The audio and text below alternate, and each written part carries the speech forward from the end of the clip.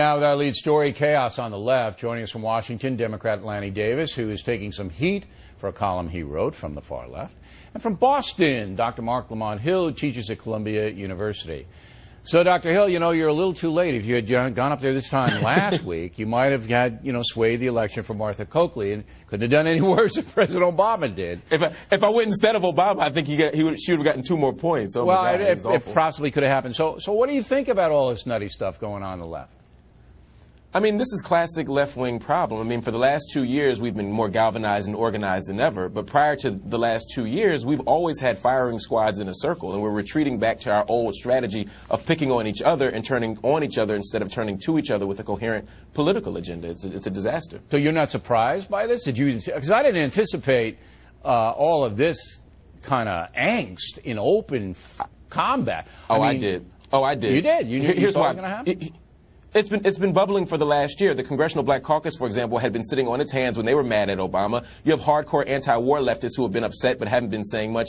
People have been giving President Obama a pass. I haven't. I've been critical of his lack of progressive agenda for the last 6 months to a year. But most people have not, and now they finally had enough. And the fact that the White House couldn't help squeak out a victory in Massachusetts, a Kennedy Senate seat, the fact that you couldn't secure that says that there's no leadership at the top right now. But do you really believe if Obama moved further to the left into your precinct, Doctor, that he would be more popular among the folks? You can't believe that. I think he'd have I think you'd see less infighting right now. Well, yeah, if he moved to the left. Among your crew you would, but he'd further alienate, I think, the American people. Now, Lanny, you wrote a column right after Scott Brown won, and just tell the folks what you said and the reaction to it. Well, I write as a liberal who supported the president and the Democratic Congress's national health insurance program, and I was in favor of a public option. The only problem with the professor and my viewpoint is that a majority of people in America disagree with us. And 2 and 2 equals 4, and this is a no-spin zone fact that we lost in Massachusetts because we lost the debate on health care, and the American people see health care as our proposal, I think incorrectly, but still our fault that they see it this way, as big government, high taxes, and fiscal irresponsibility. That's not where the country is. Barack Obama did show leadership, did try his best the same way that Bill Clinton did, with the same result. And I want to say one more thing, Bill, about your commentary. Don't be too sure that after the '94 debacle, you weren't predicting that this is all over for Bill Clinton, and look what he did. I wasn't on the air then. So I wasn't predicting anything. It's a little too soon to read Barack Obama's or the Democratic Party's obituary. Lanny, I didn't predict it's all over for President Obama. I just said he lost power. But after you wrote your column saying that, the folks are just not seeing it our way, you got attacked by the far left, the same people we saw in the montage. And what did they say about you? Well, what happens on both sides, in my case, whenever I go and slightly deviate from the orthodoxy on the hard, pure left, is instead of dealing with the merits of my argument, they get personal. It's simply an acknowledgement that they don't have the merits. We lost in Massachusetts. It's the message stupid, so they not the messenger. attacked you personally, and they said nasty things and they just about attacked you me personally, and that's their last refuge. Now, Dr. But it means they lost the argument. Yeah, and that's what they always do. I mean, we've been watching our coverage on our competing networks, and I mean, some of it's just disgraceful. There's no doubt about it. Dr. Hill, weren't you surprised to hear that I was complicit in the 9/11 attack? I mean, I was shocked. I mean, I blame you for a lot of things. I didn't know you were that intricately involved. I threw that soundbite in there because most liberals don't believe that stuff, but there are enough of them that do.